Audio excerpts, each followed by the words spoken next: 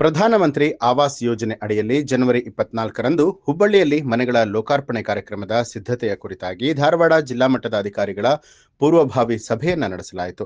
ಧಾರವಾಡ ಜಿಲ್ಲಾ ಪಂಚಾಯಿತಿ ಸಭಾಂಗಣದಲ್ಲಿ ಸಚಿವರಾದ ಸಂತೋಷ್ ಲಾಡ್, ಜಮೀರ್ ಅಹಮದ್ ಅಧ್ಯಕ್ಷತೆಯಲ್ಲಿ ನಡೆದ ಸಭೆಯಲ್ಲಿ ಕಾರ್ಯಕ್ರಮದ ಪೂರ್ವ ಸಿದ್ಧತೆಗಳಲ್ಲಿ ಯಾವುದೇ ಲೋಪವಾಗದಂತೆ ಎಲ್ಲ ಇಲಾಖೆಗಳು ಪರಸ್ಪರ ಸಮನ್ವಯದಿಂದ ಕಾರ್ಯನಿರ್ವಹಿಸಬೇಕು ಹಾಗೂ ವೇದಿಕೆ ವ್ಯವಸ್ಥೆ, ಕುಡಿಯುವ ನೀರು, ವಿದ್ಯುತ್ ಸರಬರಾಜು, ಶೌಚಾಲಯ, ಸಾರಿಗೆ, ಭದ್ರತೆ ಹಾಗೂ ಆರೋಗ್ಯ ಸೇವೆಗಳ ವ್ಯವಸ್ಥೆಗಳನ್ನು ಸಮಯಕ್ಕೆ ಸರಿಯಾಗಿ ಪೂರ್ಣಗೊಳಿಸಬೇಕು ಅಂತ ಹೇಳಿ ಅಧಿಕಾರಿಗಳಿಗೆ ನಿರ್ದೇಶನವನ್ನು ನೀಡಲಾಯಿತು. ಮಾನ್ಯ ಮುಖ್ಯಮಂತ್ರಿಗಳು, ಉಪಮುಖ್ಯಮಂತ್ರಿಗಳು, ಕ್ಯಾಬಿನೆಟ್ನ ಭಾಳಷ್ಟು ಸಚಿವರುಗಳು, ಶಾಸಕರುಗಳು, AICC ಅಧ್ಯಕ್ಷರಾಗಿರ್ತಕ್ಕಂಥ ಖರ್ಗೆ ಸಾಹೇಬರು ವಿಶೇಷವಾಗಿ ನಮ್ಮ ಹುಬ್ಬಳ್ಳಿ ಹಾಗೂ ಧಾರವಾಡ, ವಿಶೇಷವಾಗಿ ಹುಬ್ಬಳ್ಳಿ ನಗರಕ್ಕೆ ಬರ್ತಾ ಇದ್ದಾರೆ. ಸುಮಾರು 2800 ಮನೆಗಳನ್ನ ಕೊಡ್ತಕ್ಕಂಥ ಕಾರ್ಯಕ್ರಮ, ಅದರ ಜೊತೆಗೆ ಪಟ್ಟನ್ನು ಕೊಡ್ತಕ್ಕಂಥ ಕಾರ್ಯಕ್ರಮ. ಹಂಗಾಗಿ 4 ಜಿಲ್ಲೆಗಳಿಂದ ಫಲಾನುಭವಿಗಳನ್ನ ಕರೆಸಬೇಕು.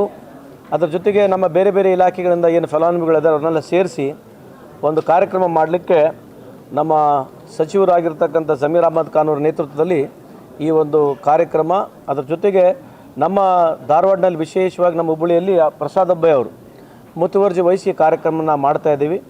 ಹಂಗಾಗಿ ಇವತ್ತು ನಮ್ಮ ಇಡೀ ಜಿಲ್ಲೆಯ ಎಲ್ಲ ಆಫೀಸರ್ಗಳನ್ನ ಸೇರಿಸ್ಬಿಟ್ಟು ಈ ಕಾರ್ಯಕ್ರಮ ಯಶಸ್ವಿ ಆಗಬೇಕು, ಜಿಲ್ಲಾಡಳಿತದಿಂದ ಏನೇನು ಆಗಬೇಕನ್ನೋ ಆ ಮೀಟಿಂಗಿಗೆ ಇವತ್ತು ಸಚಿವರಾಗಿರ್ತಕ್ಕಂಥ ಜಮೀರ್ ಅಹಮದ್ ಖಾನ್ರವರು ನಾವೆಲ್ಲ ಸೇರಿ ಇವತ್ತು ಈ ಮೀಟಿಂಗನ್ನು ಮಾಡಿದ್ದೇವೆ. ನಮ್ಮ ಹುಬ್ಬಳ್ಳಿ ಧಾರವಾಡ ಜಿಲ್ಲಾ ಉಸ್ತುವಾರಿ ಮಂತ್ರಿ ಆದಂಥ ಸಂತೋಷ್ ಲಾಡ್ ಅವ್ರ ನೇತೃತ್ವದಲ್ಲಿ ಎಲ್ಲ ಇಲಾಖೆ ಸಂಬಂಧಪಟ್ಟಂಗೆ ಅಧಿಕಾರಿಗಳ ಜೊತೆ ಒಂದು ಸಭೆಯನ್ನು ಮಾಡಿದ್ದೀವಿ. ಯಾವುದರ ಸಿದ್ಧತೆ 24ನೇ ತಾರೀಕು, ಇದೇ ತಿಂಗಳು 24ನೇ ತಾರೀಕಿಗೆ 42,345 ಮನೆಗಳು ಏನು ಕೊಡಬೇಕಂತ ಕಾರ್ಯಕ್ರಮನ ಹಮ್ಮಿಕೊಂಡಿವಿ. ಮನೆಯ ಮುಖ್ಯಮಂತ್ರಿಗಳು, ಉಪಮುಖ್ಯಮಂತ್ರಿಗಳು, AICC ಅಧ್ಯಕ್ಷರಾದ ಮಲ್ಲಿಕಾರ್ಜುನ ಖರ್ಗೆ ಅವರು, ಎಲ್ಲ ಸಚಿವರು ಬರ್ತಾಯಿದ್ದಾರೆ ಈ ಕಾರ್ಯಕ್ರಮಕ್ಕೆ.